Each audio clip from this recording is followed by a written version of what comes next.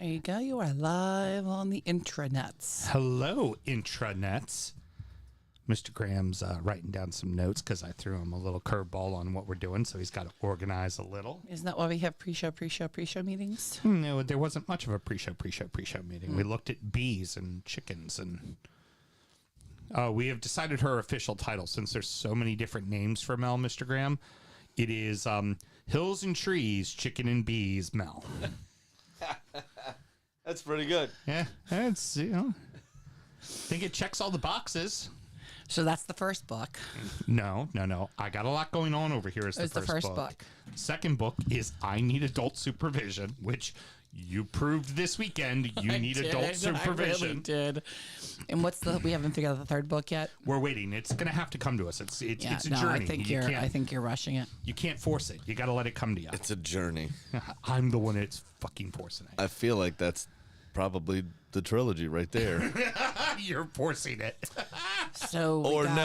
It's been a journey is yours. And then you're forcing it as the fourth installment. So it's Mel's story from your perspective. It's a journey.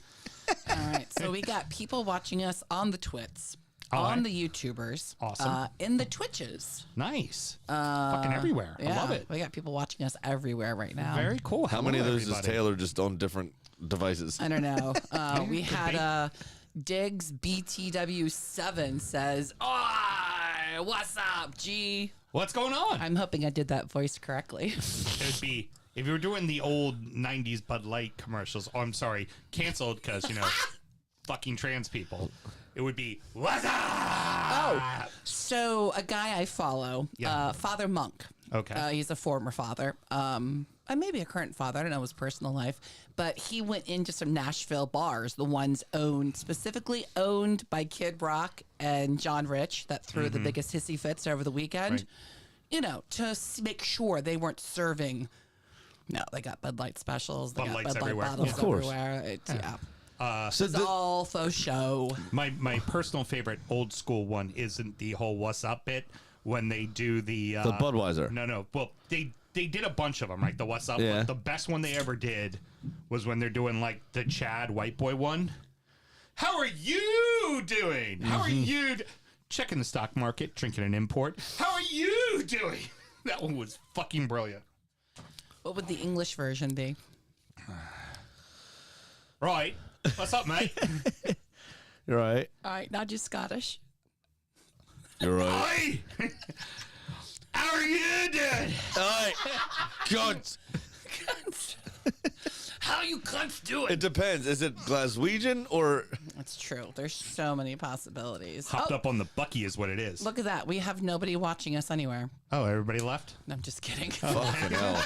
Like, wow, okay. Hey, Drop that's how we one roll. C-bomb and everybody leaves. All right, we ready to do a show? Bunch of woke pansies. Let's do a show. All right.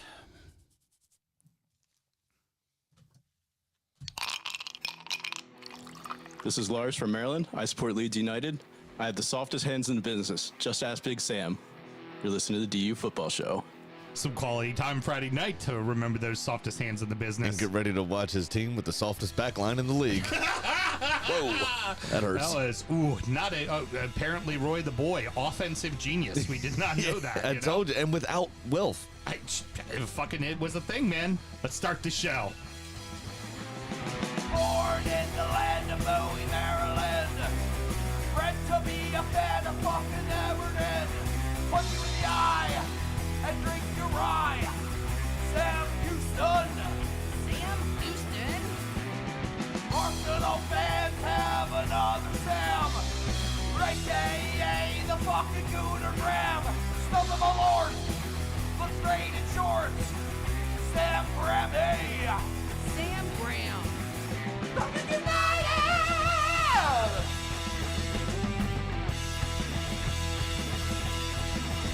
Drunkard United!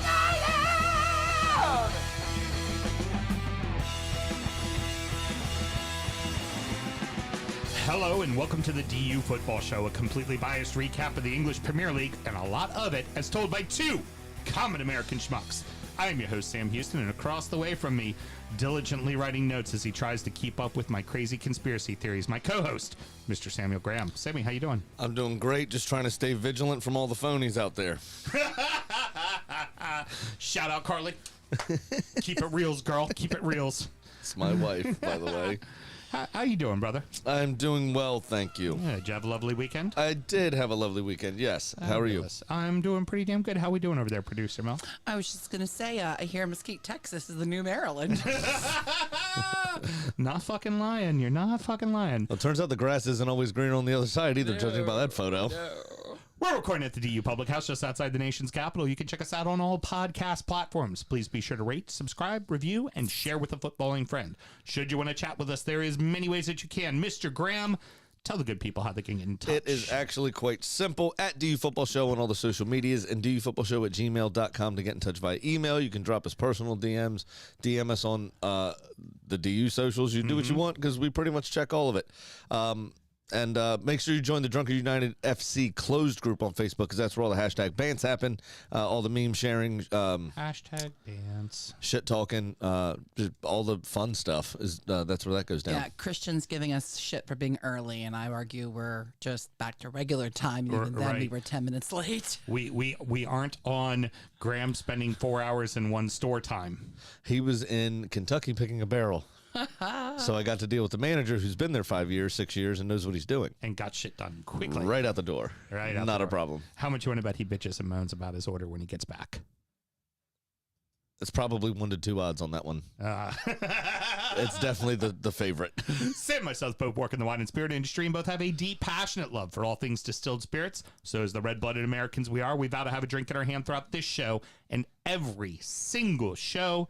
Mr. Graham, we continue Whiskey Advocate's Top 20, and we continue it with an old friend at number 4. Yes, one that we've very accustomed to having. Number 4 is Dewar's 12-year-old blended Scotch whiskey. This comes in at 80 proof. Should run you about $30 on a shelf, and it won't be too much more than that. I'd reckon probably between $30 and $35, depending what QD people buy. And you can find this readily, everywhere, easily, everywhere. Yeah. This is not allocated. This is not hiding. You can, if they carry different Dewar's SKUs, they're going to have this. Correct. The panel rating from Whiskey Advocate gave it a 94, and your blurb comes to you from Johnny McCormick of Whiskey Advocate's tasting panel. A reinvention, reimagination, call it what you will, but Dewar's master blender, Stephanie McLeod, her introduction of first fill bourbon cask finishing elevates this classic to a higher echelons of blended Scotch whiskey. It may seem a small gesture, but the result of combining the marrying and finishing processes is both captivatingly delicious and texturally silken, adding seemingly infinite layers of honey, vanilla, dried apricot, citrus chocolate, and soft oak to the tasting experience, interwoven with a wisp of smoke without changing a beat of the blend's 40 malts and grains. McLeod's methods prove her mastery of the craft yet again. And I don't disagree with a single bloomin' word of that. It's a classic. It's a go-to. If you just have a bar set up in your house and you want to have a single bottle of Scottish whiskey, a blend that you're not going to spend a lot of money on, this is number 1 with a bullet. Sorry, Johnny, this is better than most things Johnny makes. Sorry, Chivas, this is better than Chivas. Sorry, Grouse, this is better than Grouse. Sorry, Monkey Shoulder. Sorry, everybody who does a blend. This one right here is hands down the best. I have loved this whiskey when I sold it, and since I've sold it, it is... Don't judge a book by its cover. Everybody wants to get, ew, Dewar's White Label. This fucking whiskey is fabulous, and it's $35 fucking dollars. Like, you want something good and affordable if you're a Scottish whiskey, a whiskey without the E drinker. This is a 10 out of fucking 10. It's fabulous. I love this bottle of whiskey. It's an exceptional bottle of whiskey, and it's, a friend of mine that we play poker with on Sundays. And he's like, I've been starting to branch out into some of the more expensive stuff, ahead of Bullet and some of those other whiskeys and stuff. I said, there's, most of the time you're not going to be disappointed. I mean, things cost these prices for a reason. Yes. Occasionally you'll find a dud, But I told him, I said, there's a lot of good whiskey that lives at $29.99 to $38.99. Mm-hmm. There's a lot of good whiskey in that price range. You just got to find it and know what to look for.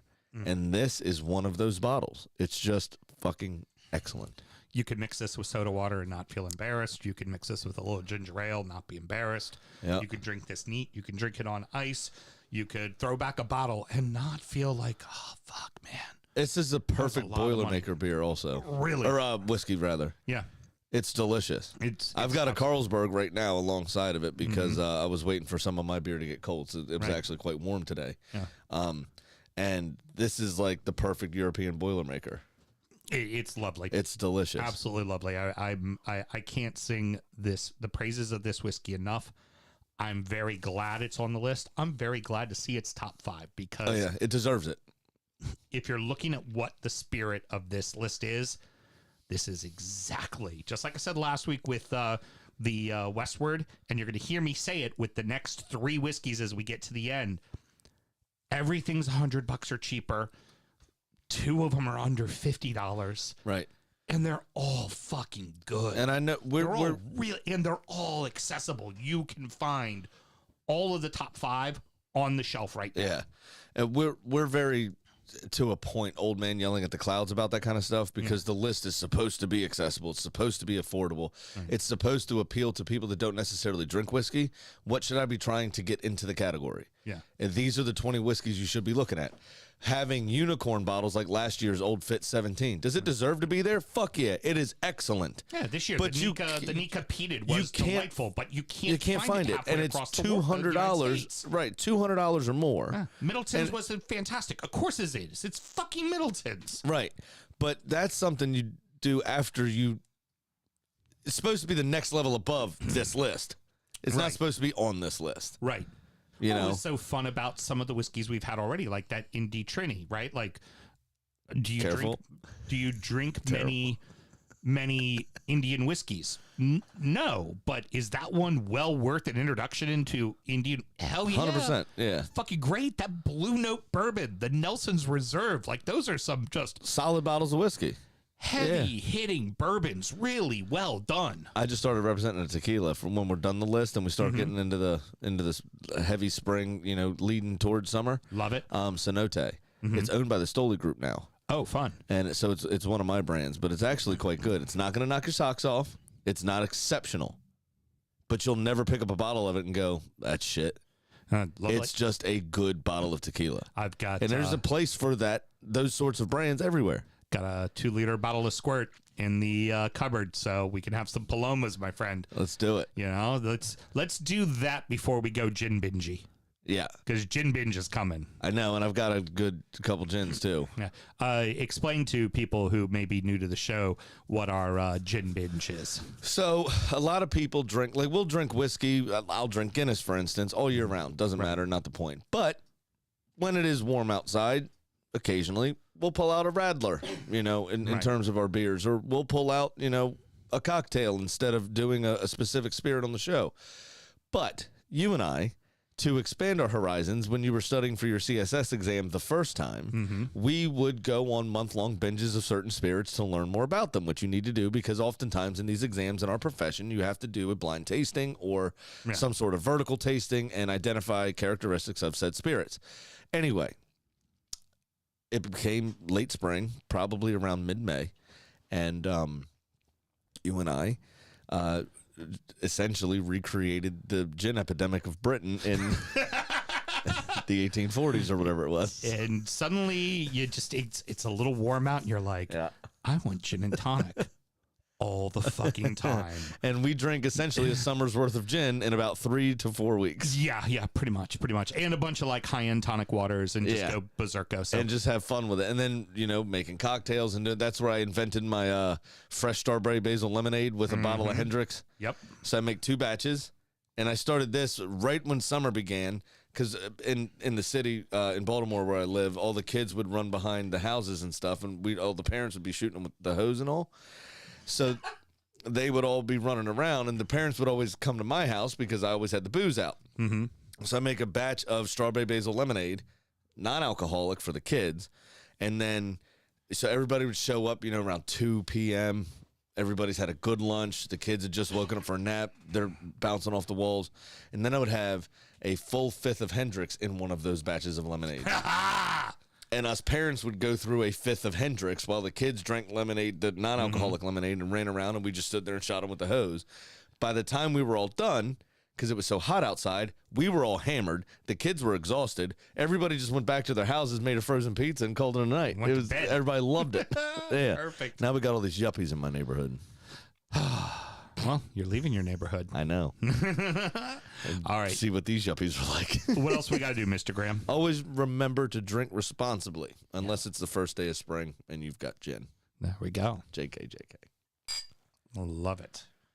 All right. Well, Mr. Graham, we had a lot. I mean, a whole lot of fucking action. Yes. This past week because we had the midweek, which basically was almost all the games in hand. So there's still a couple of people with some game in hand, but City being one of them. Great. Not a lot. But we had some good weeks for some people and some other people, not so much. So let's go ahead and be a positive show, and let's start with the positives. Arsenal 2, Liverpool 2. Who's that positive for? Dick. Man U 1, Brentford 0. Man U 2, Everton 0. Newcastle 5, West Ham 1. Newcastle 2, Brentford 1. I don't want to necessarily say that it was a great week or a good week for Liverpool or for you, because in your case, you did drop points, which makes it closer for City. And Liverpool only drew 2 matches and still sit outside of Europe. But that was a great fucking match, and we have to open with it. That was an awesome match. Jesus fucking Christ, what a great match. Absolutely. I mean, would you... no, I guess we can't because we got to go into the bad weeks. Because I was going to say we could one-line Chelsea-Liverpool. That game was pathetic. Yeah, we'll be talking about that in the next... I was just looking for it, see if you just want to get it out of the way real quick. Yeah, be ready, kids. 16 games, and they're all fucking melded together. The evil genius that is the tyrant Sam Houston went on a fucking deep dive last night. As a spectacle...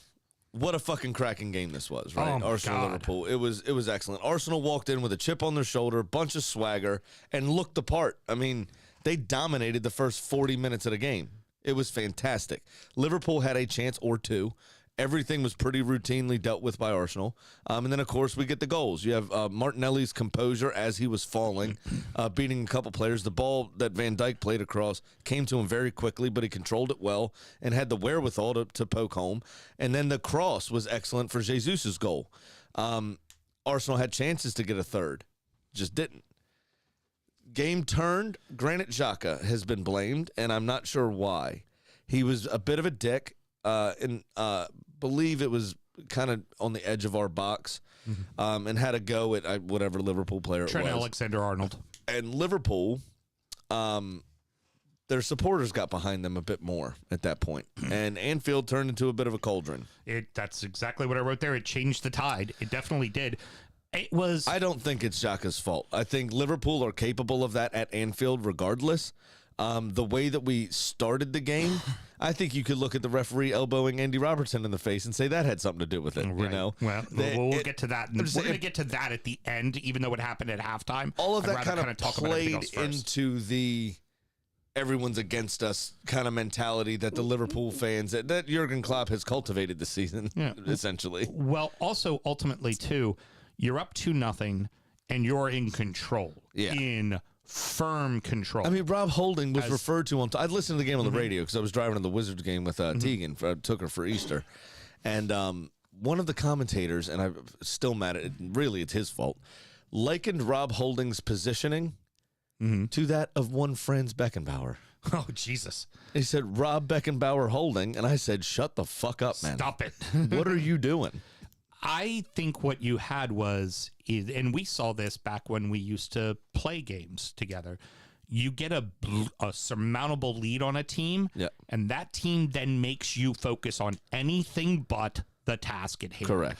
Ugly it up, start arguing with the refs, pick a couple fights, get in your brain, have you stop looking at the game. And that's exactly what they said at the desk at halftime was, Arsenal needs to remember they're here to win a game, and they need to forget about all the stuff that Liverpool's doing. Yeah.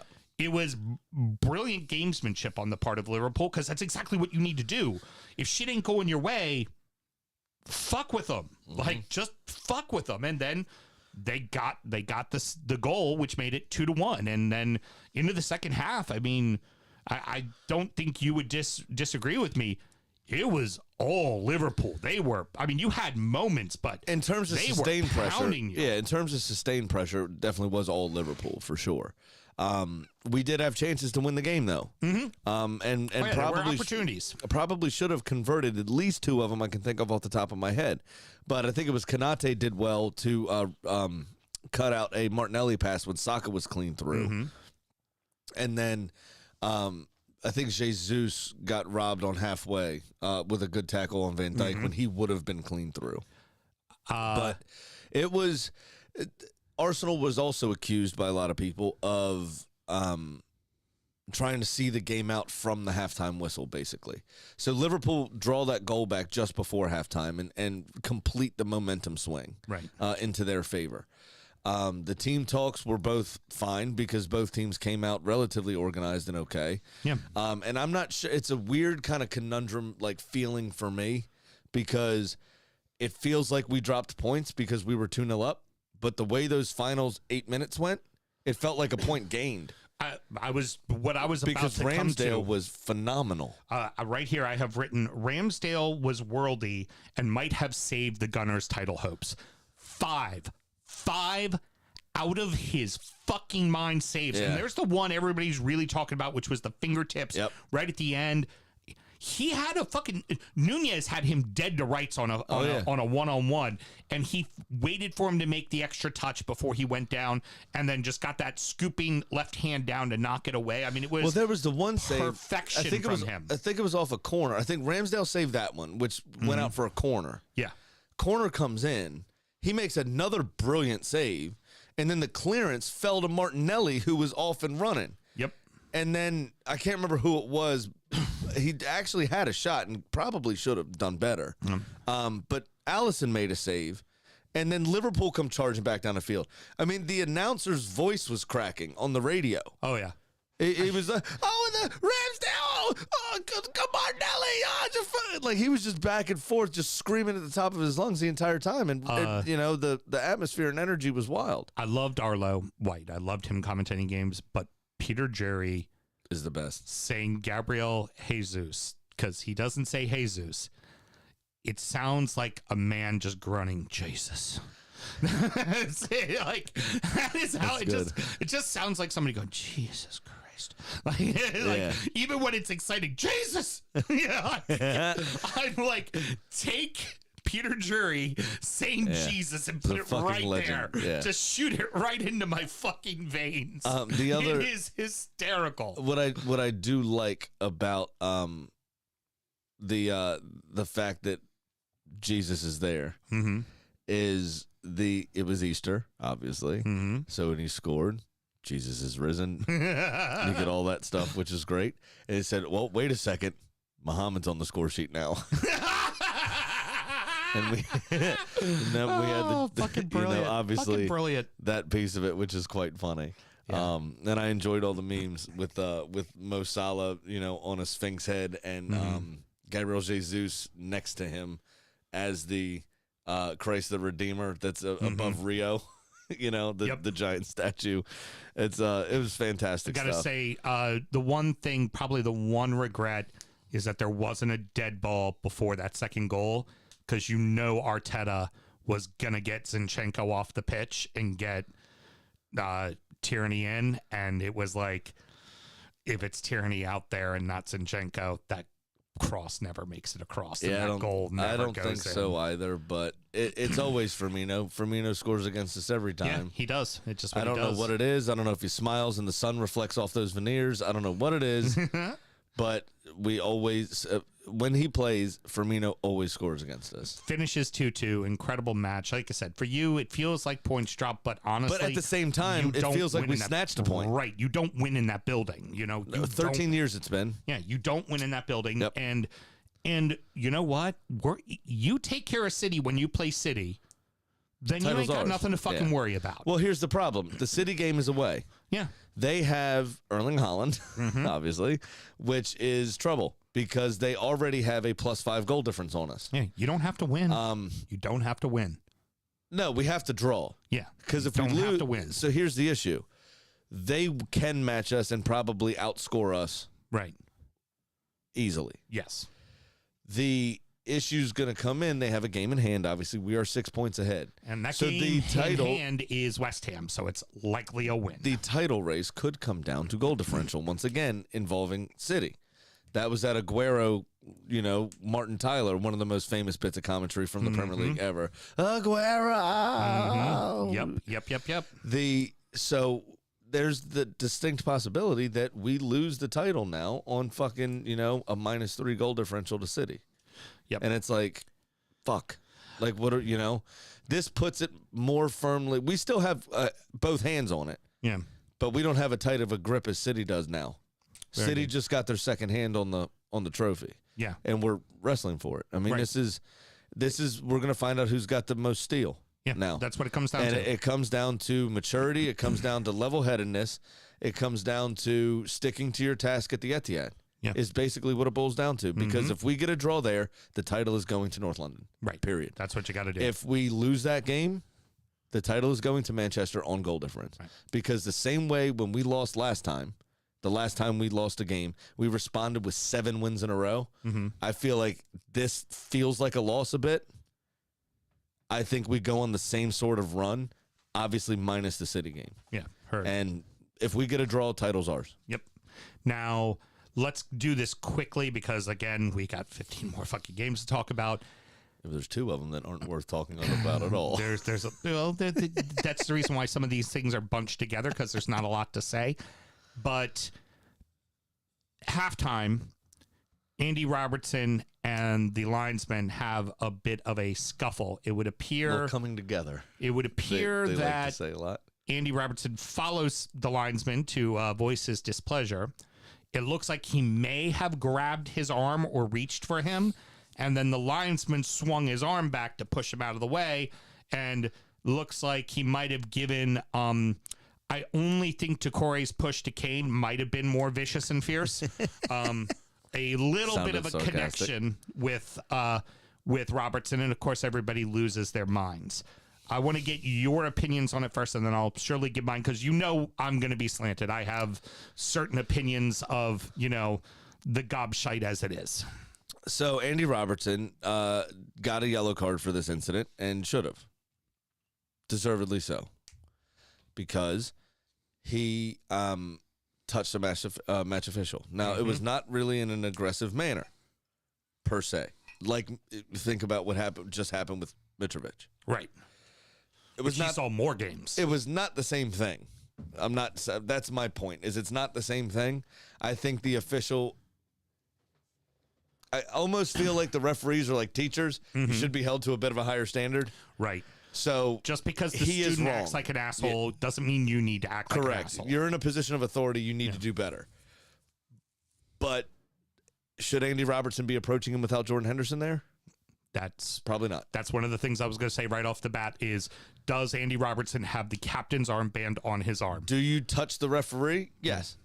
With what's happened in the last few weeks, could the referee construe it? Is he on edge about potentially being, shown aggression towards him? Yeah. What I will say is that referee's quite hench. He works out. Yeah.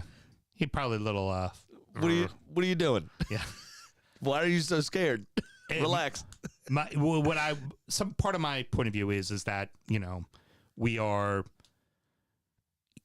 you're not wearing the captain's armband. What the fuck are you doing talking to the official? Your captain's job is to talk to the official. You could be there next to your captain, barking in his ear about it, but your captain, it is his job to approach the officials. And Henderson got there, but Henderson got there late.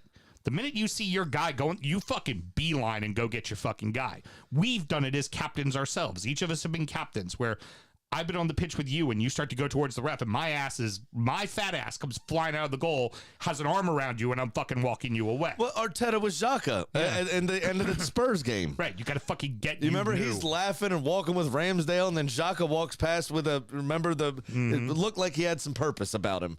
And Arteta turned, oh shit, and goes on a jog to get him. You have to do that. You have to be a bit more aware. With the official, you're absolutely right. But Robertson should also not do that. Right. You just shouldn't have been. General, like it's halftime. Deal with it in the tunnel. And what are you doing? He's a Scottish fucking shithouse. He was looking to start shit. That was there to start shit. That, however, does not excuse the referee elbowing him in the face. Right. Yeah. So really, the whole thing, I think personally, you want my honest opinion about it, should just be misunderstanding water under the bridge. Well, I Robertson. think nothing's going to happen. All of the replays that I saw, if your comparative point is Mitrovic from a couple of weeks ago in the FA Cup, they are not the same incident. No. Andy Robertson did not act like Mitrovic did. Right. Nor did the official act like fucking Mitrovic. Correct. So, fuck it. I don't think it's that big of a deal. I really don't. However, if you're an onlooker, you're down 2-1, but we just scored just before halftime. We've just had this great spell, and then this happens. This plays into, I think the wind has been very bad, and it's just this everything is world against is out us, to get us. Right, mentality, and that further inflamed the cauldron of Anfield to make it difficult on Arsenal. And I think whatever it was, it worked. Now, whether or not anybody intended for that to happen, which, I mean, you can't really bank on that, but it helped their cause that happened. The PGMOL is going to look at it and they're going to apologize because that's what they do. They don't fix anything. He's also not being considered for selection or appointment to any games until the investigation is complete. So that's going to happen. Also, not the only team that's getting an apology this weekend. Oh, yeah. We're going to get on to that one in a little bit. One of them has reason for 5 fucking apologies. In one match, 5 fucking apologies. Somebody might have read the documents this weekend. I'm just going to hint towards that, okay? And amazing it's not about my team. But, you just got to start to crack that top 7 and don't you dare. Yeah. The other thought process is that Liverpool is going to blow this out of proportion because, as always, they are embarrassed by everything and they are ashamed by nothing. So they're going to be embarrassed by the fact that the way the referee acted, but they're going to pretend like Andy Robertson was completely in his rights to be the way he was. And that's what Liverpool is to a T. That's what they do all the time. Virgil van Dijk goes out there, spikes up throughout Champions League's games multiple times, doesn't see cards. Then he gets hurt by Pickford, and everybody, oh my God, throw him in jail. He should face federal charges. But that's just the nature of sports, especially tribal sports. I mean, how many times have I been, I've gotten carded for cursing at a referee? Yeah.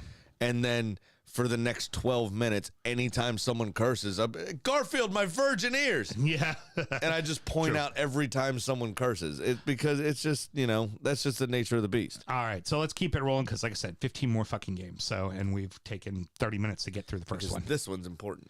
Well, these won't take very long. These were 2 tidy home victories for Man United, which they haven't been doing lately. A 1-0 and a 2-0. Was there anything spectacular about either one of their wins? No, not really. But they were the wins. There was no drama. There was no issues.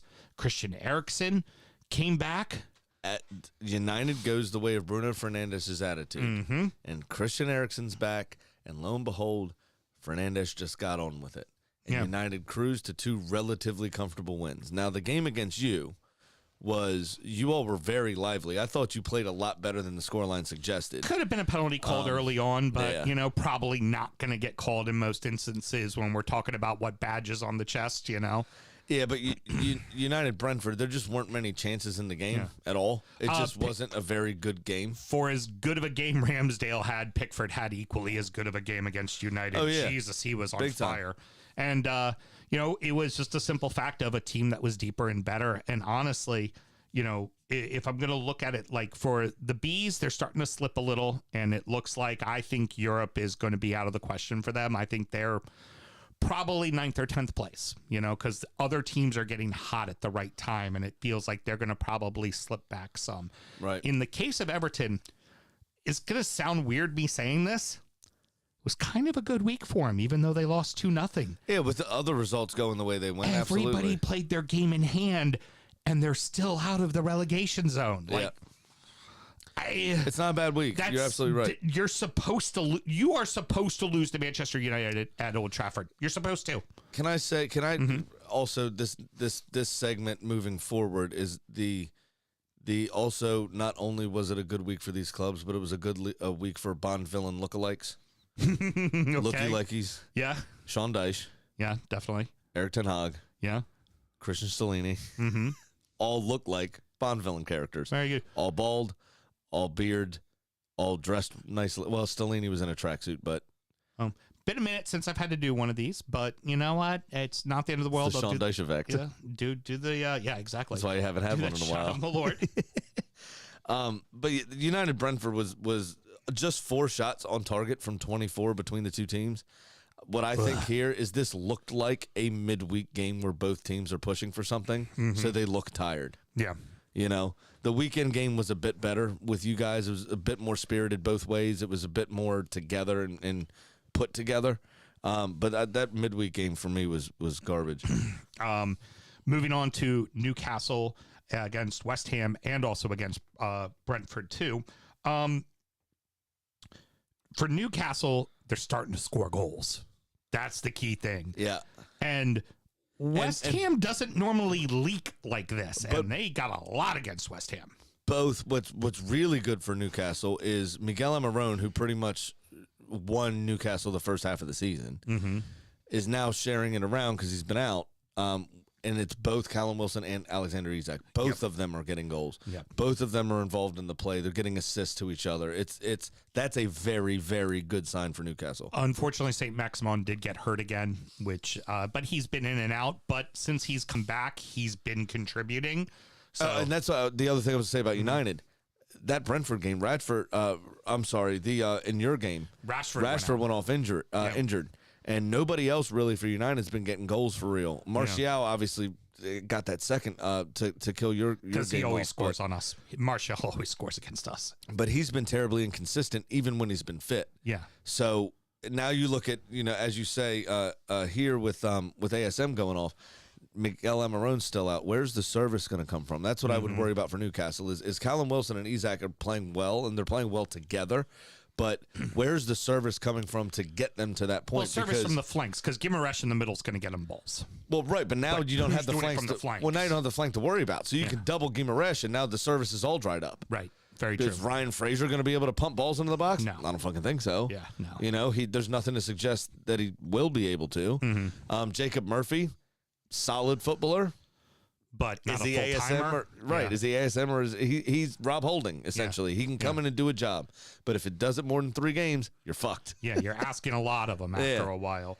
But the positive for Newcastle, got some goals. Their goal differential is phenomenal because they don't get scored on a lot. Correct. One thing worth mentioning, though, for Brentford is Tony missed his first penalty this season. His first penalty ever, isn't it? Like 30 in his professional Something career like that, he's made? Yeah. Yeah, he finally missed one. He had it saved, I think, but yeah. But then got right back up. And buried it. And buried one. And buried the second one, yeah. In that game. I do also for... Oh, no, I'll do it when we get to West Ham, actually. Yeah, fair enough. The only thing I was going to say about West Ham was... Because it was West Ham Fulham. Yeah, not a terrible... The joke I have is for West Ham Fulham. Yeah. But the goal... Kurt Zuma had his catnip that morning, didn't he? Yeah, he did. For that header was brilliant in the Newcastle game. Yeah, he did. So I think you're looking for these two teams. This was exactly the week that these guys needed to have. They've really kind of given themselves some breathing room between them and Tottenham now. I think it's like a 3-point gap. So that helps a ton, and that's where those teams need to be. Now we're going to go on to the not so good.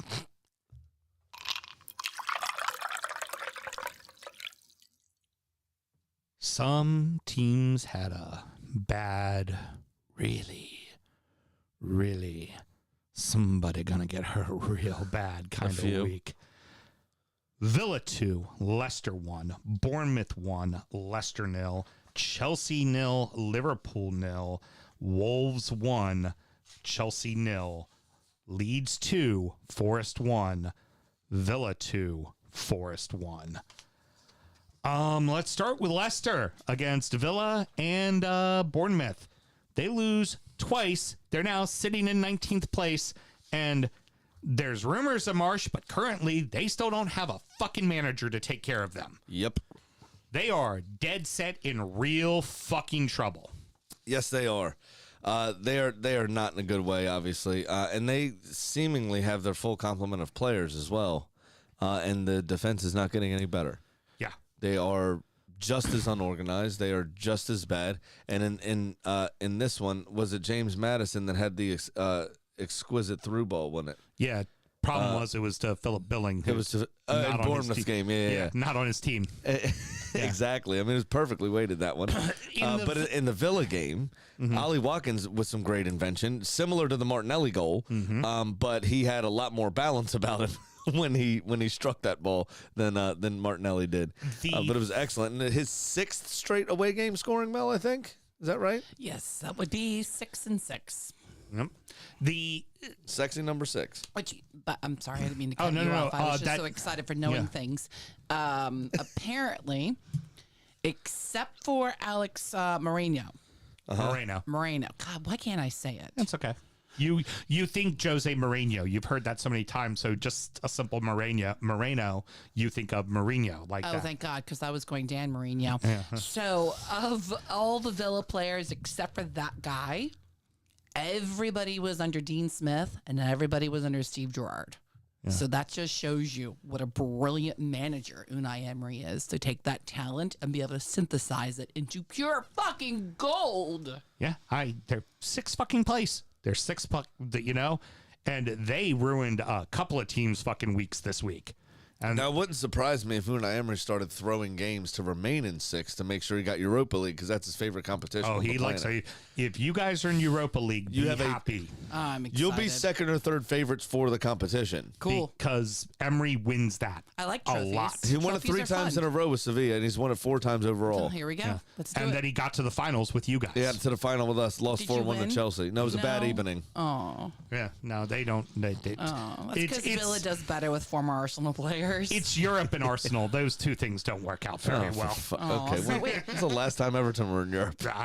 We won it at least. I was just a wee lad. 85, the European, what is it? Oh, that's right. I wasn't even born. The Tournament of Champions, Everton won. Beat Bayern at home before we won the final. Have we Bayern talked about when City and Forest played each other and the two sets of fans went back and forth? No, Have we talked about that? Uh-uh. So what you just said, talking shit to me, and I wasn't even born from when it happened. The Nottingham Forest supporters were chanting, "Champions of Europe, champions of Europe, you'll never sing that." And the City fans responded, "You weren't even born, you weren't even born. Champions of Europe, you weren't even born," or whatever. Got it. And then the Forest supporters responded to them. This is weeks ago. The videos did the rounds, obviously. And they responded something to the effect of, "Champions of Europe, you won't be alive. Champions of Europe, you won't be alive." It's like, you'll be dead before it fucking happens. Yeah. Because y'all are such shit. Fucking brilliant. That was great. Yeah, But yeah, so anyway, Everton won a trophy in 1989 or 95 at some 85, whatever. 95 was the FA Cup, and then we haven't since then. In 95, I was 9. Yeah, and it hasn't been much since. It does not negate that we have one more European title than you have. All right. How many European titles you got, Mr. Graham? None. Okay, thank you. That's all. That's How all many we titles do you have? Actually, I Start think there. How many trophies do you have as a club? we have. We've won more FA Cups than you have trophies in your history. Yeah, we have 13 total, and that actually puts us, I think, either number 5 or number 6 all time. Yeah, but in we've got England. 14 FA Cups. Yeah, Yeah. that's Won fine. 5 of those since I've been around. Yeah, but we've at least won an FA Cup. Again, the question bears repeating. We have won a European title. How many European titles have you won?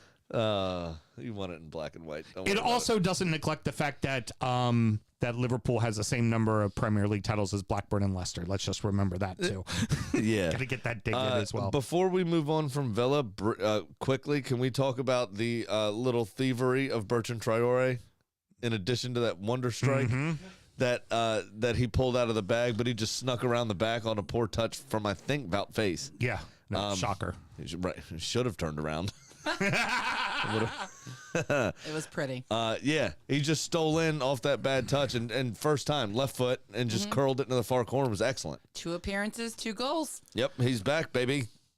Leicester, you have to beat Bournemouth. In your build, you have to fucking beat Bournemouth in your building. We're talking about games you have to win, right? They're in a bad way, man. Bournemouth found a way to beat Fulham at home. When you're in your building, you've got to get the fucking win. I mean, the good piece of it is Arsenal pick up James Madison on the cheap in the summer. Yeah, pretty much. And we'll talk cherries more in the next segment. But Chelsea, yep, that's it. Potter was the problem. Everything's fixed. Wrong. Now, they did have a lot more energy in the Wolves game. The Liverpool-Chelsea game was piss fucking poor. The game was ridiculous. But here's the thing. They still can't fucking score goals. $600 million, and they still can't score fucking goals. maybe they should have hired Roy Hodgson. Bring back fucking, clearly. Bring back fucking Frank, because Frank's going to fix the problem. Frank wasn't fixing the problem at Everton. How the fuck is he going to fix the problem for you? The initial problem at Chelsea either. Oh, Jesus. Hey, Chelsea's a fucking mess. Yeah. Now, all that being said, Mateus Nunes. Now, that also being said quickly, we do have to mention that in that Liverpool game, Chelsea did have 2 overturned goals. Okay. So they did put the ball in the back of the net twice, but VAR, rightly so, ruled them out. Yeah, not goals.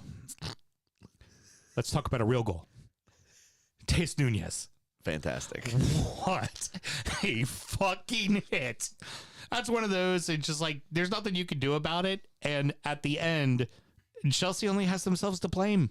Why can't you fucking put you're facing a relegation side. Chance after chance as well. You're facing a relegation side. How are you not fucking coming out of that with a W? How are you not? I know it's in their building. How are you not finding a way? Jose Sa was awesome in that game as well. He did have some great saves, but at some point you've got to find the fucking. You've got to find the back of the net. I just said it for Bournemouth. Wolverhampton, find a way to win. It's in your building. Find a way. You're absolutely right. The way that Chelsea supporters are treating Potter like he's Voldemort is ridiculous. Very good. Very good. That was for Nicole. Yes, both matches for Forest were on the road. Sure. But you got to find a way to get results, especially with a team that's in the fucking battle with you. Find a way. Couldn't find a fucking way, man. No, they could not find a way. And they looked clueless against Villa. Now, Villa had that game figured out the whole time. Like, they just had them. Yes. Listen, Traore scored in this one as well. And then Watkins again. This was another one of his games in a row of scoring. Well, that was at home. Who's been an excellent... Yeah, but it's still, within the last couple of weeks, I think he's got 4 in his last 4. But in the away games, total was 6 and 6. Something to be said again for Emery, where he just goes, you know what? I don't need Ings here anymore. Send him on his way. You're my guy. Go get it done. And the kid's gotten it done, man. He's found his confidence. Yeah, and the thing with Forest too is they've quietly been quite good at home. Actually, they've picked up a lot of points at home. On the road, they've been absolute dog shit. And what they have gotten on the road has been draws. They don't win on the road at all. No. So you couple Ollie Watkins' form in Villa's building with the damning statistic that Nottingham Forest have only scored 5 away goals this season, and you have a very comfortable 2-0 Villa win, and that recipe is laid out right in front of you. Yeah, well, just like I said with the hard. Foxes, I don't hold it against you to losing to Villa because Villa's on fire right now, right? Yeah. But that game in the midweek against Leeds, got to find a way. Yeah, that was They bad. don't have a coach. Got to find well, no, they do. They have Gracia. Leicester doesn't have a coach. My apologies. Correct. Because Marsh is apparently going to Leicester. Frank plays with Chelsea again. Fucking everybody's coaching for everybody else. There's You think because he's so American, many fucking changes. you think It's Jesse been Marsh insane. is stuck at the train station trying to pronounce Leicester so that people know where he wants to go? Leicester? Yeah, probably Yeah. definitely the case. Oh, why can't I find a ticket to Leicester? Yeah, doing his best Ted Lasso. If you remember the original little commercials, he calls it Leicester City. Yeah. Leicester. For Leeds, this week didn't kill you, but it sure as hell didn't help you. It didn't help. You know, especially when you look at how it ended, For which all we're the get onto. for all the good work that you did in this game, winning this against Forest, a team in and around you, a 6-pointer to say the least, to then turn around and give most of that back in that following game is a bit ridiculous. Wolves helped themselves. Palace helped themselves. Yep. Everybody else, honestly, helped fucking Everton.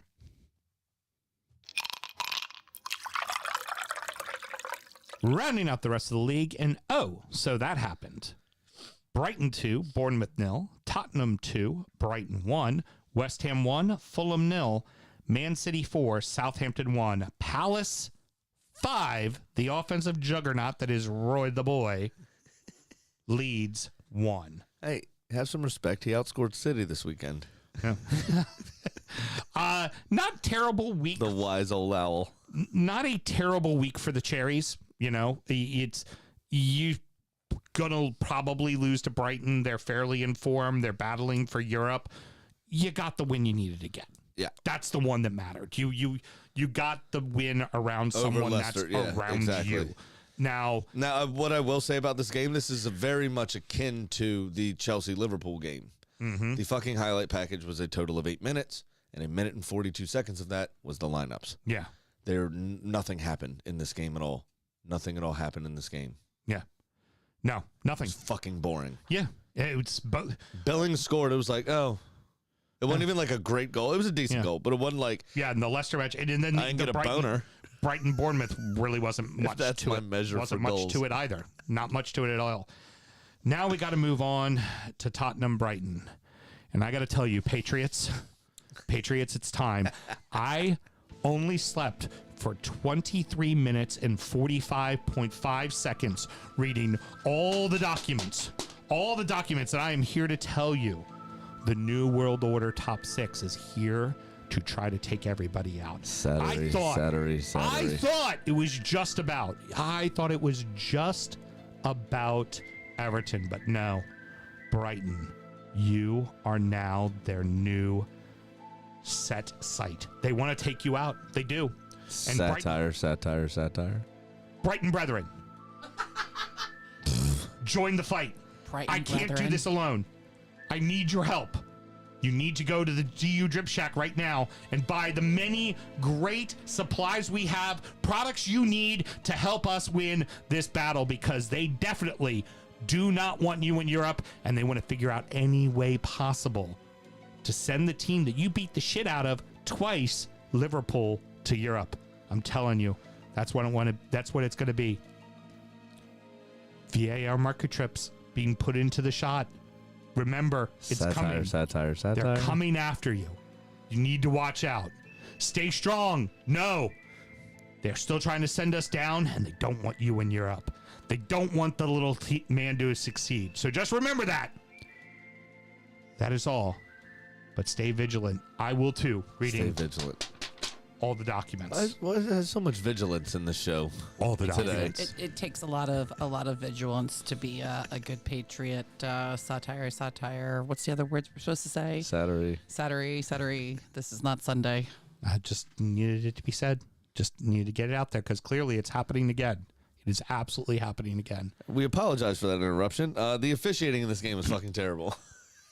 What the fuck is happening? The start of the game, ball comes in, hits Eric Dyer inside the box on his fucking sleeve. Not a handball.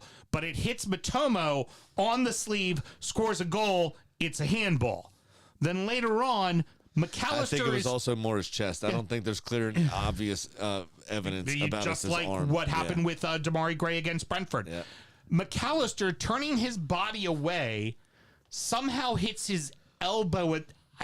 His arm was being tucked into his body like this. I mean, what else is he meant to do out of the way with of it? the ball. Matomo clearly gets fouled in the fucking box. And then, honestly, both coaches have an argument of why the fuck were they sent off? Well, they said nothing to the ref. De Zerbi has less of an argument of being sent off because he was very animated. Yeah. And we don't know what they said, of course. But the fourth official is the one that's going to recommend for whatever to happen. But all of the video evidence is Stellini's just fucking standing there going, I'm not being dragged into this.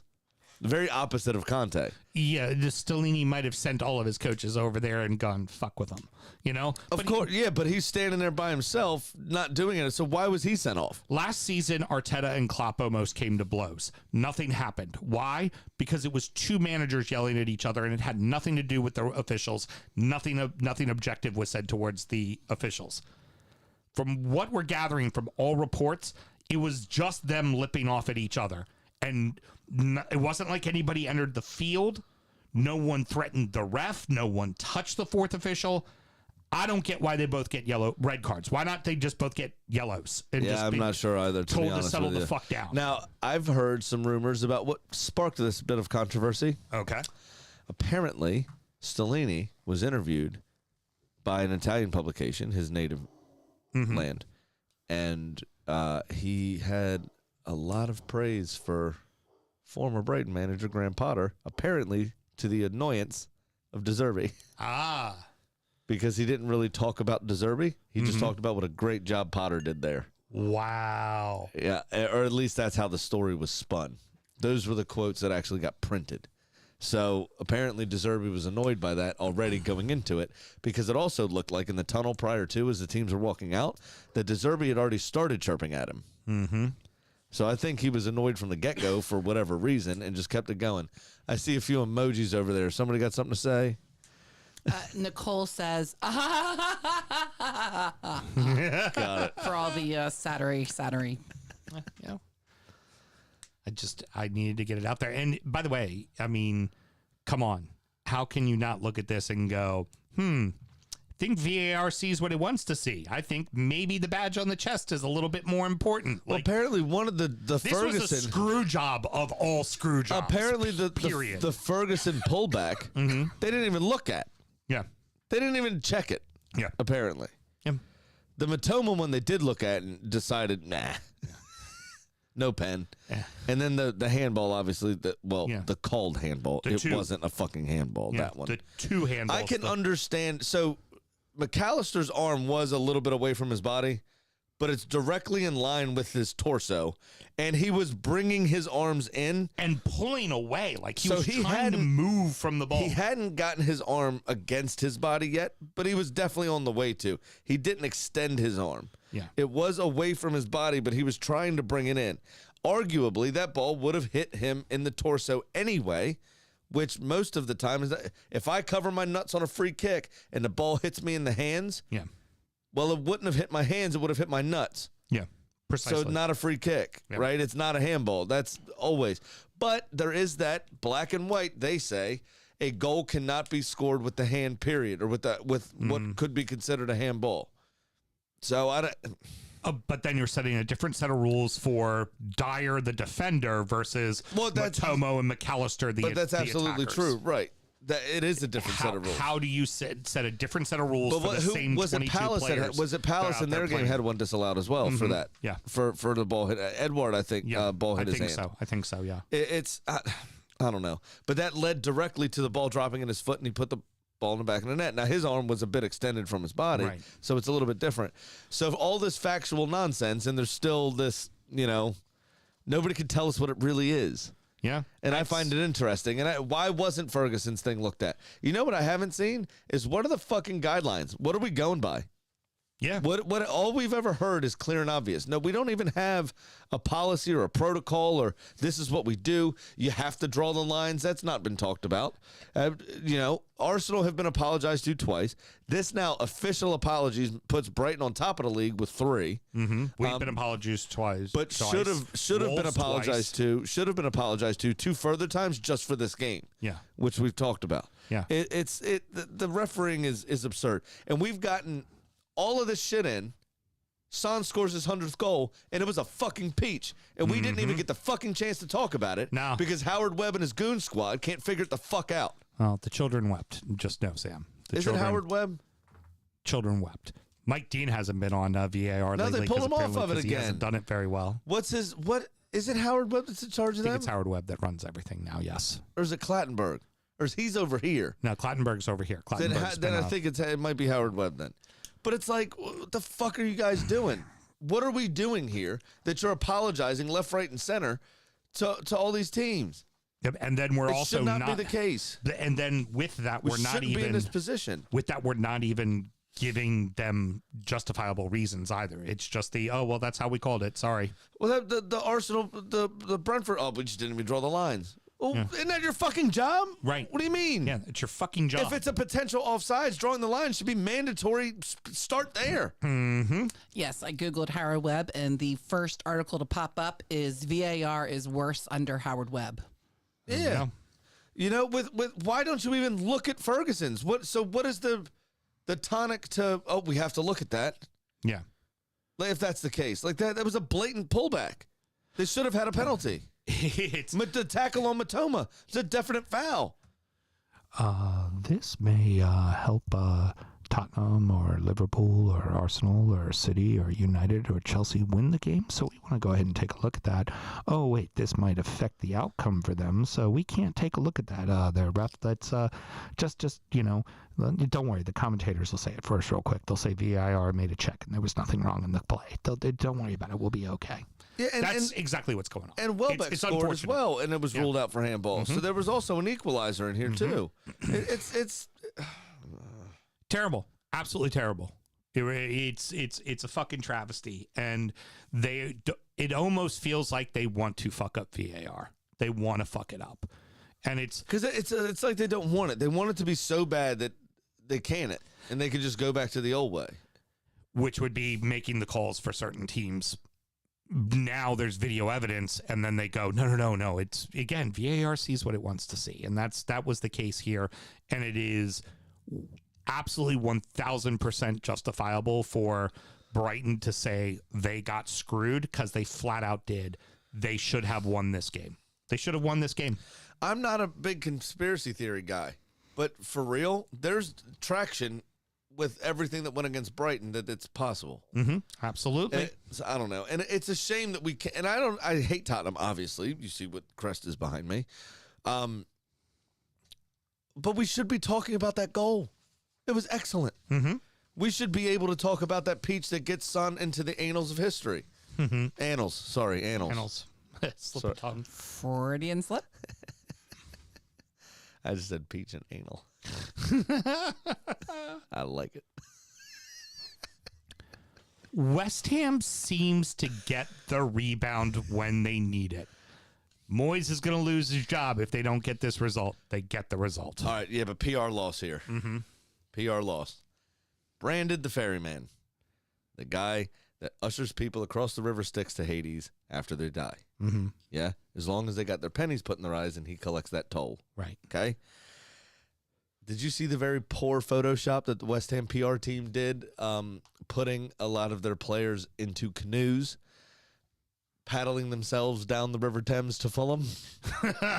No. There are many saying, had they lost this game, that would have easily been the biggest PR loss for the club, and they've had purple dildos thrown onto the field before during play. Yeah. So I just can't even get past that part. It's just too funny. The ferryman, all those jokes have been made how many times, and this is what they decided to do down the River Thames. It's great. I got to say, for Fulham, they're falling quickly, and now they're going to be fine. They're going to be fine, but they're going to probably end up finishing outside of the European places, Europe. Yeah. And, well, with that as well, they are, everybody wants to say it's Micho. It's them missing Marco Silva. And they're going to be missing Marco Silva for this weekend at Everton. Yeah. Like, it's really, that is the case. They seem lost right now. Yeah. And they'll be fine, and they're going to survive, which is what they want. But you look at what the season was and what it's going to end up being, you can't help but just being like, damn, we really let one get away. Well, yeah, they scored the goal on themselves in this one. Precisely. I mean, it was, they had 74% of the ball or something ridiculous, but they couldn't finish to save their lives. Yep. And Harrison Reed, I think it was it Antonio or whoever it was, tried a pullback. They got to the end line and tried a pullback, and Harrison Reed hit off the inside of his right foot and deflected into. It was very similar to the Ferguson goal, actually, in the was it the Tottenham game where he flicked with the inside of his left boot. Thing is he did it intentionally on the opposition's net and scored a goal for his team. Yeah. Yeah. Harrison Reed did it unintentionally and scored on himself. Oh, not so good. And it cost Fulham the game. It was very unfortunate, but Fulham can take positives from it. I mean, without their point man, they held 74% possession. They had the better of the chances. I mean, they did very well. It was just, an unfortunate, unlucky piece of shit. It's what it's been the past couple of weeks for them. It's been they were the better side against Bournemouth, but they lost there too. So I have a feeling there might very well be the better side as far as possession goes against Everton, and they're probably going to lose at Goodison too. Right. Like they're slipping, and I would say less so Mitrovic, more so Silva. I think Silva is far more important than Mitrovic. Absolutely. I think that's really the determining factor. All I'm saying is tactically, right? You've got that hold up play that can relieve pressure from Mitro. So if for that 3 minutes that West Ham had a little bit of sustained pressure, you can lump it up to Mitro and he can hold the ball up, win a foul, allow you guys a break and play to kind of stop the momentum of the team that's building. Yeah. And maybe Harrison Reed doesn't have that rush of blood to the head and doesn't try to swing at something he shouldn't be swinging at. Yeah, very true. It's just one of those things. City are fucking cruising, man. Yeah, and it's annoying. Yeah, they seem to be. They're doing exactly what they did last year. Just getting the fucking W's, moving right along. I mean, Southampton played well in the first half to an extent. They did. But once again, Pep Guardiola works his magic at halftime, sends the same exact team out, and they fucking go nuts. They did this, what was it, against Tottenham, actually, wasn't it? Yep. A little bit earlier on in the season where they were 2-0 down at halftime, won the game 4-2. Yep. Now Crazy Legs Gineppo came on. And danced his way through, and Southampton did get themselves a consolation goal. They needed that, by the way. You gotta keep it close because goal differential is very tight. It's much tighter than everybody thinks it is. There's a few teams that are really safe, but a lot of teams right in that 20 to 28 range, or even in that 18, and now leads in the 15 range where they used to have a much bigger separation. Goal differential is going to mean something, but if you're not getting any points, you're not doing yourself any favors, and Southampton ain't doing themselves any favors. I think they're done. I honestly think they are done and dusted. Yeah, and you know who's excellent in recent weeks is Jack Grealish. He's been fucking phenomenal the last 2-3 weeks. Figured it out. He's figured it out. He's finally bedded in, and he's loving life at the moment, and City are loving his contributions. I mean, he was excellent. Yeah, if Silva wants to move on, they'll be okay without him. Yep. They can move on. It won't be a problem. Jack's ready to be a full-time guy for them, I feel.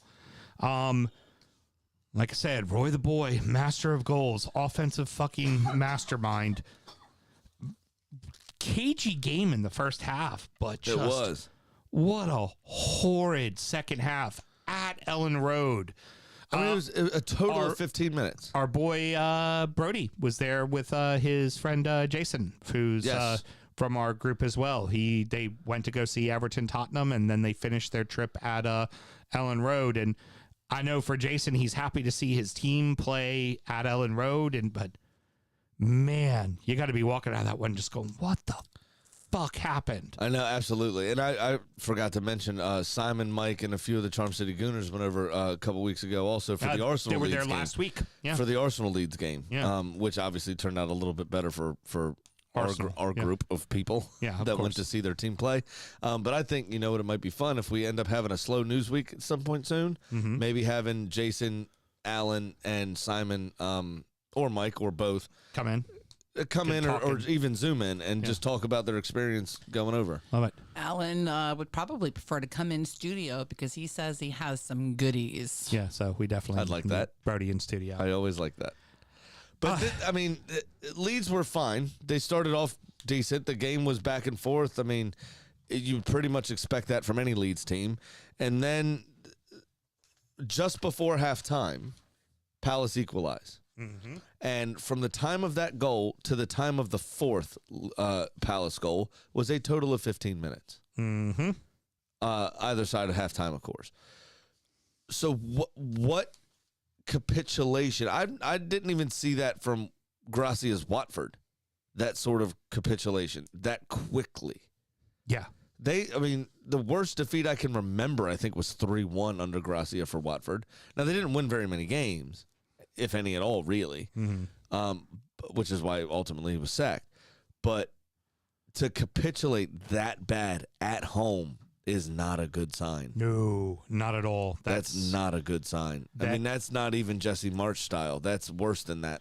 They're lucky that there's teams behind them in the standings, but not by a lot of points. And their one saving grace was their goal differential was -11. It's now -15. Wolves are at -18. Everton are at -20. You just shot yourselves in the foot. Yeah, You're did. giving away your extra really point. Did. Yeah. You're giving away your extra point. And those to two, allow Jordan fucking Ayew to score twice, yeah, who doesn't score. Yeah. Palace, until this game, had not scored more than 2 goals in a game all season. And they only did that until twice. last week and this week. And they only did that 3 times then. 3 times, it was yeah. 2. They scored 2 in once. August. Yeah. And then they scored 2 last week in their win. Right. And then they scored 5 in this one.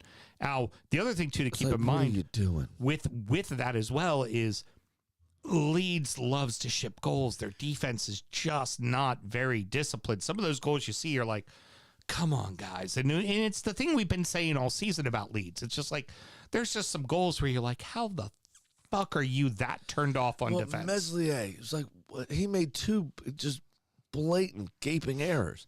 Like, what are you doing? Where the opposite, Wolves don't get scored on. They may not score a lot of goals, but they don't get scored on, which means your goal differential just needs to be another 1-0 win, another 1-0 win, another 0-0 draw, right?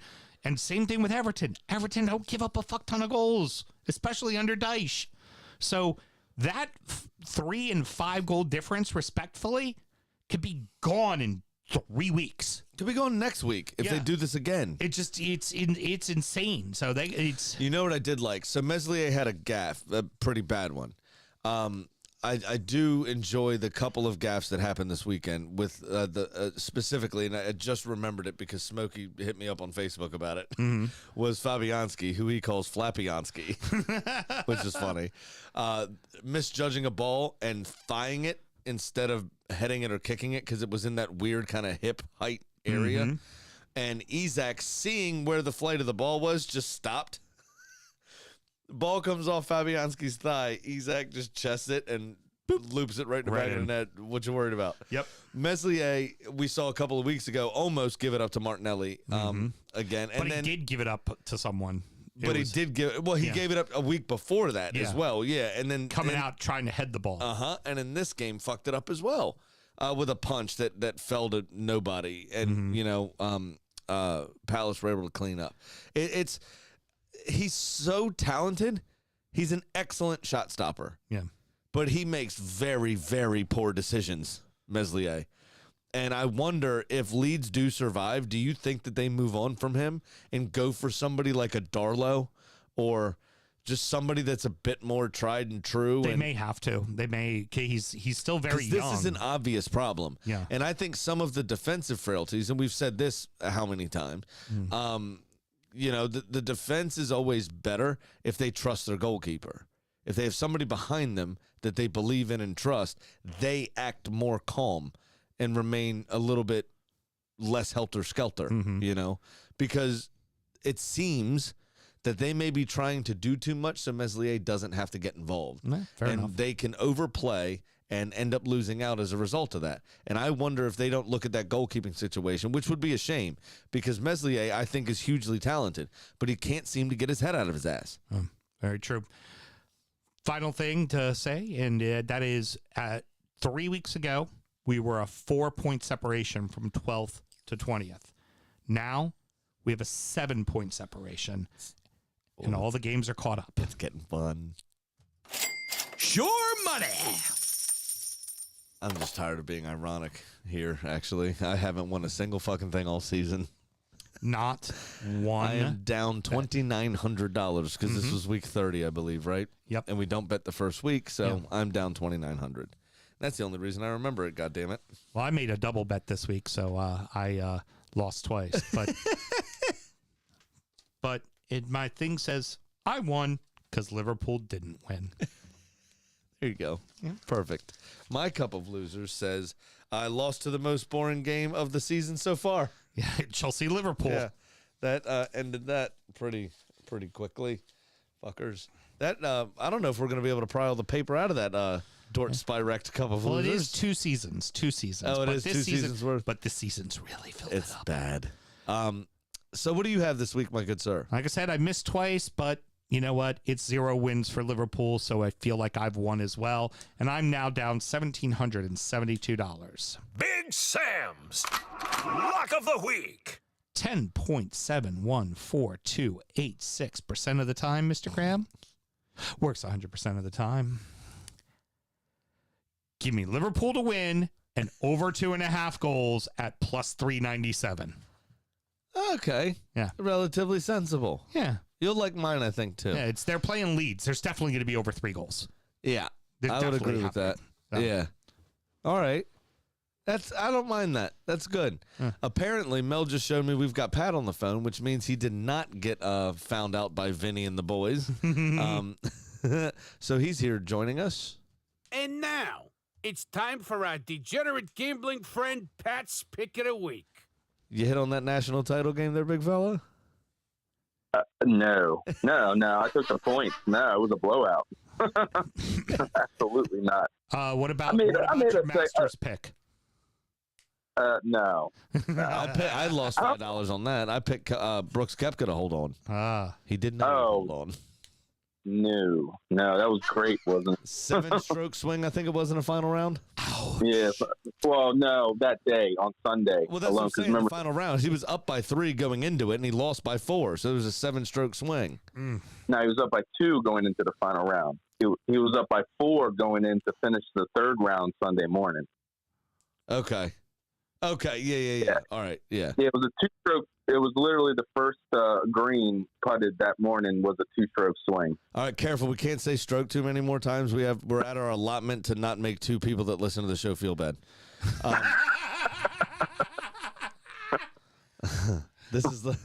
We've reached our stroke allotment like Lewis Black reached his fuck allotment at Carnegie Hall. Remember that? Exactly. That bit? That's pretty good. All right, bud. So did you win or lose last week on your football related bet? I lost 2 because Arsenal had a draw. Yeah. So. Oh, there you go. Yeah, I lost. Yep, so I'm down that, 1,500. Down 1,300. 1,300. That's okay. I'm turning it We're almost down $5,000. All I gotta do is hit one more, and I'll be ahead of him again. We're so bad. I'm turning it around this week, man. I like my bet this week. All right, let's hear it. What do you got? All right, so I've got Everton over Fulham, Arsenal over West Ham, Manchester United over Forest, and Wolves over Brentford. For 100, that's your payoff at 1,200. And then I'm going to do a side bet. I'm going to put another 100 for that Everton wins by 2 goals, and I'll pay off plus 285. So I will be in the black this time next week. Okay. Wow. Okay. All right. That's interesting. You know where he's probably really getting the odds and all that? United over Forest. I bet you there's some that because it's at the City Ground. Well, no, United over Forest. He said Wolves are going to beat Brentford. Yeah, they could. Yeah, but those are odds there. Yeah. That's at least plus 210. He probably got odds on No, it's Everton like as well. plus 130. Really? I can look, but yeah. Brentford hasn't been very hot lately. They really haven't been. But they've playing been very scoring well. goals, and Wolves typically That's, don't. the Wolves are plus 155. Oh, there we go. Very good. Yeah. Arsenal is minus 180, and Manchester United is minus 165. Wow. Okay. I just didn't see them that closely matched. But all right. Cool. Yeah. What else you been up to? Yeah, man, hitting some golf balls, drinking some beer, enjoying this fine weather, doing some yard work. That almost sounded like the old Bud Light commercial. What are you doing? Checking the stock market, drinking an import. Yeah. Hey, so anybody getting out there hitting some golf balls this week? It's going to be absolutely gorgeous. Were you out there mowing your good American lawn with a rainbow Bud Light? I was not. I was out there with a Lagunitas IPA. There we go. Because you don't drink Bud Light. No. Were you fake mad about Bud Light like everyone else was? No. I don't even know what everybody's mad about. I see everything pop up and I just keep on scrolling. I just like, people are ridiculous. Exactly. Well done. My favorite meme surrounding the whole thing, and I meant to tell you earlier, was Kid Rock as the Hindenburg that said, "I can't believe you snowflakes are triggered by everything." And then the Hindenburg explosion with Kid Rock as the tailpipe of the Hindenburg, and it said, "They changed my beer can." Which was quite good. But all right, brother, I appreciate it as always, and we will check in with you next week. All right. Sounds good. Talk to you later. All right, man. Yeah. All right. You ready for the business? Okay, let's hear it. Because No, JB's not here. I have gotten very conservative here. Okay. But I still have odds of plus 1047. 1047. All right. But it's all favorites and it all should happen. Okay. Considering the opposition. Got it. City to win the first half in their game this weekend. Over 3.5 goals total in the game. Okay. Over 8.5 corners total in the game. Okay. And Holland to score at any time. Okay. Part 1 All right. of a total of 8 legs. But it's 2 same game parlays. Got it. Arsenal to win the game. Mm-hmm. So just to win at full time. Over 2.5 goals against West Ham and over 7.5 corners in that game. Okay. So I think that if I pick the 2 favorites, added a little spice to give me some odds, I might be able to claw my way halfway back here. All right. Well, actually, a third back. It's only a third. What do you think about that? Not bad. Actually, it's a fairly smart bet. Just the problem is going to be City's going to be 0-0 at the half, and your entire bet's going to be fucked. Could be. Yeah. Could be a problem. Yeah. I'm willing to. They're playing Leicester. There's no fucking way they're going to be 0-0 at halftime. Just watch. I mean, or watch it be 1-1. Just watch them not win the halftime. Just because that's what you need. Just because that's what you need. But that's the only thing that had odds. You know what likes to claw itself back? The chicken.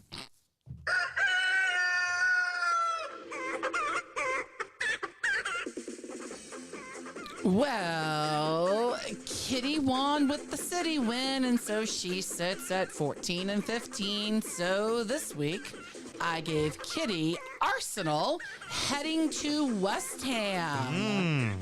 Now, Kitty showed me a picture. It was a Polaroid, which was, super vintage of her. Showed me a Polaroid of her enjoying tea with the entire royal family. Okay. Minus Prince William, of course. Oh, I see where this is going. Oh, because we all know William is a villain, but the rest of the royals are big supporters of the Gunners, and so she is picking Arsenal to win. Maybe she gets back to 500 this week, Mr. Graham. Could be. Maybe. I don't hear you cursing the bird for picking your team. Nope. She's been on a bit of a hot streak. Okay, Hot very wings. good. Hot wing. Oh, hot wings over there. Bird hot wings. You know what is hot these days? What's that? Me.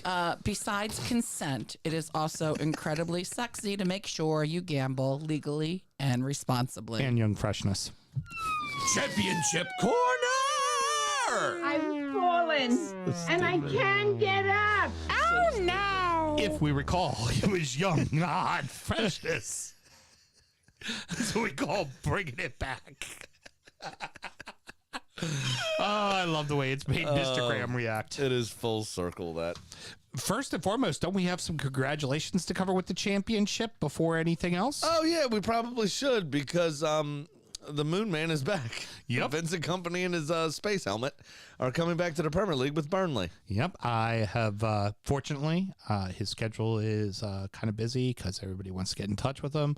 Our boy Brett has already confirmed he will be on the show during the summer to do our Getting to Know You series with Burnley. Yeah, and this will be a Getting to Know You because this will be the first time with a different game plan. Yeah, true. The way that they took the championship by storm this season. Also, I find it very funny, and it makes, as cool, calm, and collected as Vincent Kompany himself has been. Do you remember in Ace Ventura, Pet Detective? Yes. When Nature Calls, though, number 2. Mm-hmm. When he was in Africa and went to the tribe to get the bat back. Yes. Who they thought had the bat. Mm-hmm.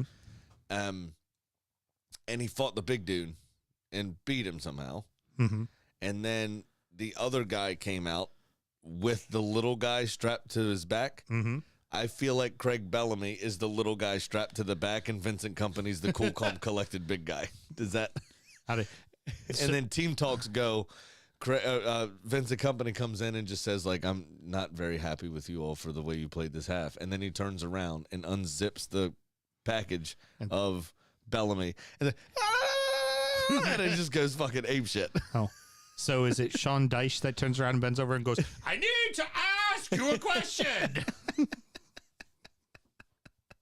Absolutely could be. Yeah. He All looking right. like an ass. Yeah. So Burnley did not guarantee themselves the title, but they did guarantee themselves the top 2 spots. They are mathematically unable to fall into third, so they have guaranteed automatic promotion back into the Premier League, and well done to them. On Friday, the 7th of April, they actually fucked me today in a bet, too, by the way, Burnley. A real money bet. Oh, you thought they'd slip up today? No, I thought they would dominate. Oh, well, they did. It just didn't. Yeah, but Ashley Barnes didn't score, which I very good. needed. And he scored at the weekend, I think. Anyway, Millwall and Luton played out to a 0-0 draw. Rotherham 3-1, over West Brom. Norwich 2-0 over Blackburn, which is pretty interesting there. Cardiff 3-1 over Blackpool. I just spazzed. Sorry, I thought Neil Warnock was back there. He's not. He's at Huddersfield. Preston 2-0 over QPR. Reading and Birmingham 1-1. Funny. Get it the fuck together, Sam. Sorry. Funny story about that, though. Did you see what happened with Andy Carroll? No, but you've got 2 whole fucking fixtures, like 20 fucking fixtures to read. That's fine. Be a little quicker there, stud. All right, so Andy Carroll was getting abuse from a fan as he was walking off, and then the fan quickly realized that he was actually sat a lot closer to the pitch than he thought he was, and Andy Carroll just started walking over to him, and he realized he wasn't as big as Andy Carroll was, and quickly backed down. He starts looking around doing one of these things like, help, somebody support me, and everybody was just like, that's your you're problem. on your own there, Chief. It was great. But Reading are shit anyway. 1-1 against Birmingham. Sheffield United 1-0 against Wigan. Bristol City 2-1 over Stoke. Swansea and Coventry 0-0. Huddersfield, you can't keep a good man down. 3-2 over Watford. Sunderland and Hull. Holy fuck. 4-4. Wow. Easily probably the best game of the championship this year that no one ever saw. Borough lost to Burnley 2-1 on Friday. Monday. Now, Monday rolls around, and Blackburn 2-2 against Huddersfield. So the Warlock getting 4 points in 2 games. I like it. And I think he won last weekend as well. Birmingham and Stoke 0-0. Sunderland 1-0 over Cardiff. Another good result for them. Watford and Coventry 2-2. Hull and Millwall. Hull 1-0 over Millwall. Luton 3-1 over Blackpool. Norwich City and Rotherham 0-0. Preston North End 2-1 over Reading. West Brom 2-2 with QPR. Swansea 2-0 over Wigan, Bristol City 2-2 with Borough, and then Burnley 2-0 over Sheffield United. And that has put them very close now because that's the team directly behind them. They're getting real close to be lifting that title soon. Yes, they are. And here we go. Burnley on top with 90 points. Welcome back to the Premier League. Sheffield United in second place on 76 points. Luton Town in third. Played a game less than those in front of them. Played a game more than those in front of them on 71 points. So 5 points back, but Sheffield United and Burnley both have a game in hand. Middlesbrough on 41 games, 68 points. Millwall into fifth and firmly into fifth on 62 points with a +7 goal differential on 41 games played.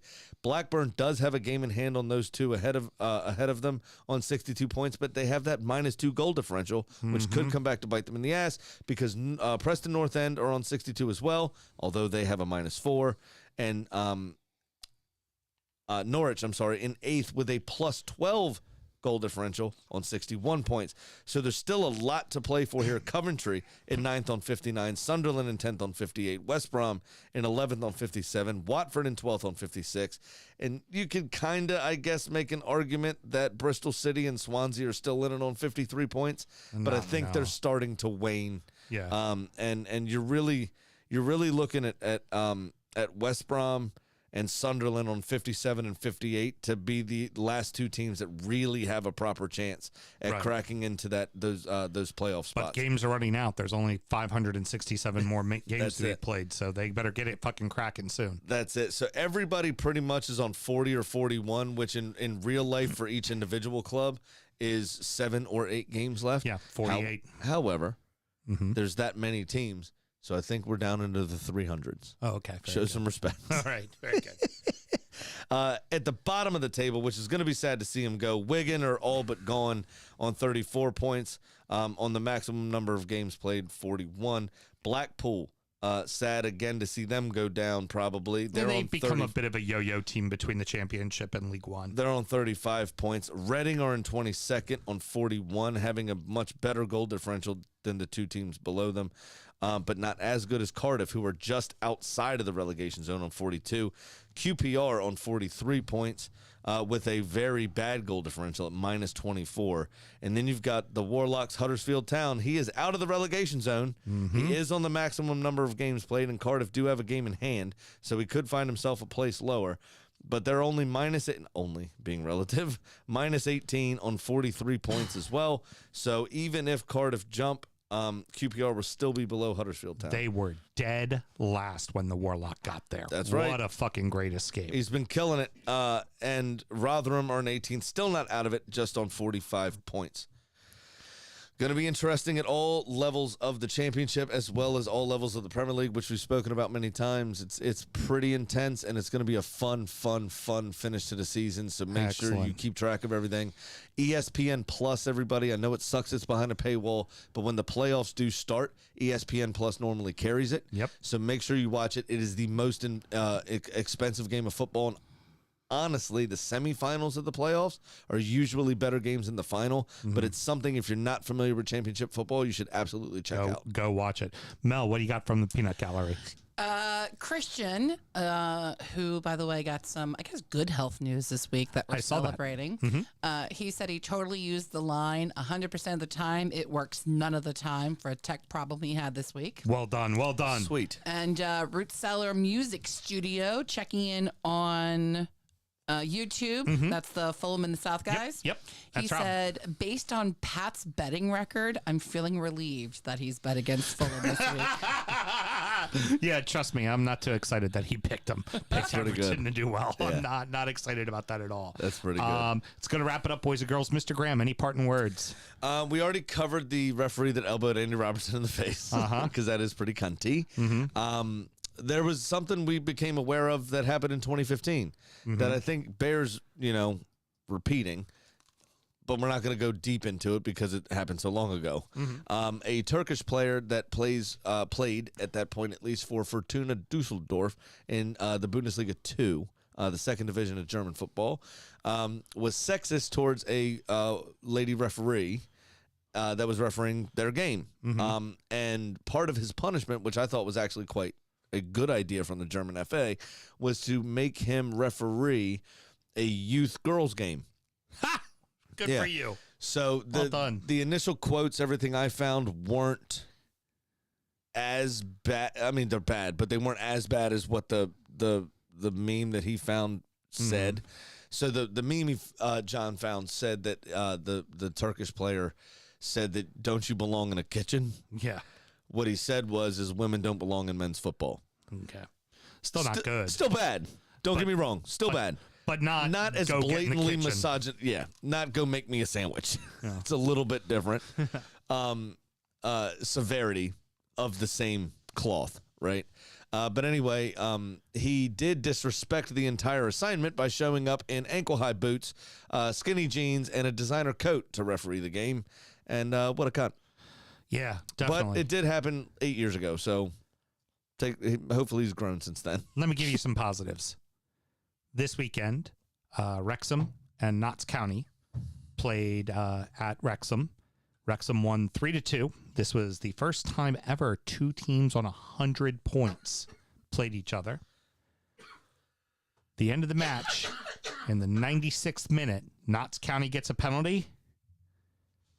recently out of retirement. Ben Foster. Ben fucking Foster! Yeah.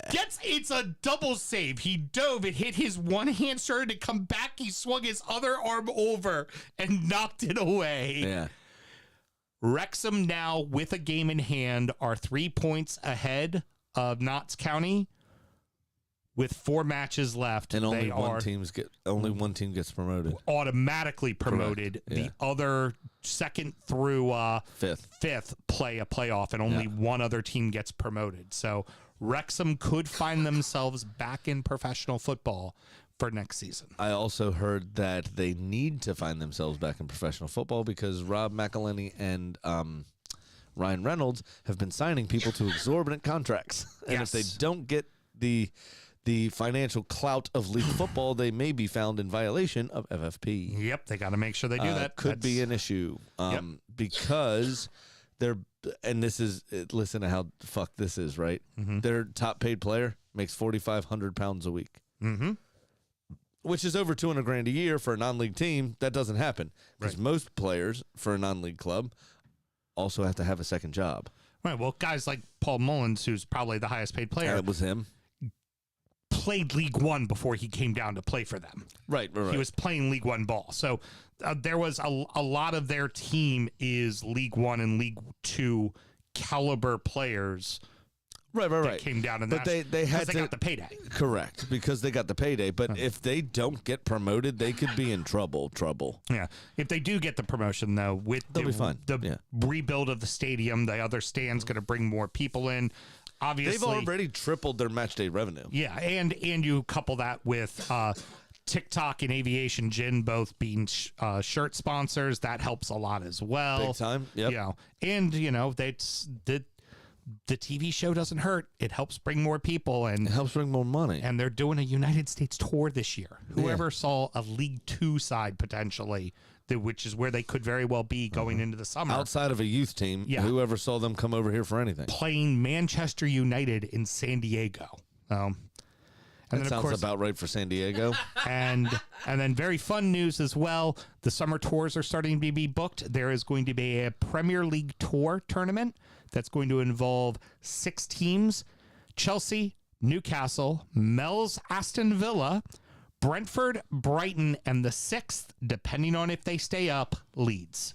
I'm not going to lie. If they don't stay up, they're not being invited. I'm super psyched at the opportunity, and barring me be out of town, if it's in Philadelphia, D.C., Richmond, Baltimore, well, maybe not Baltimore, but if it's in one of the other places, I'm definitely going. I actually, thinking about it, I do have another cunt. Who? Sorry. The resellers for the Arsenal versus MLS All-Stars. 250 quid a ticket. Wow. Yeah. So I don't know if we're going to be able to go because we're spending all this money on this house. Got to work on those press passes for you. I'm finding something. Mel, send an email. Gonna need you to get on it for me and Tegan, please. Work that magic. Yeah. Work that magic. We're struggling. The struggle is real to see the Arsenal in DC this year. All right. Thanks so much for joining us. Next up is Injury Time, where we're going to talk about our adopted clubs. We're going to talk about the beers we were drinking. Fantasy, where somebody beat somebody else in this room real bad. And it was not the way you thought it would have gone. And somebody also out of the cellar as well. Then I also redeemed myself, by the way. True. It wasn't. You know what? It wasn't against me, and that's all that matters. Because Christian's not in this room. Yes, somebody else did as well. Yeah. And we're going to preview the weekend's action. Should somebody want to find Injury Time, Mr. Graham, how do they go about doing it? Absolutely. It's quite easy. Patreon.com/DU Football Show. Just sign up to the one tier. We got $5 a month, and you get all of our extra stuff. That is Sound Check, which is our actual sound check, and then Injury Time, which is our preview, as Sam said, which is fun. So Sound Check, we just catch up from the week, and Injury Time sometimes turns into DU After Dark. So a lot more jokes, a lot more fun.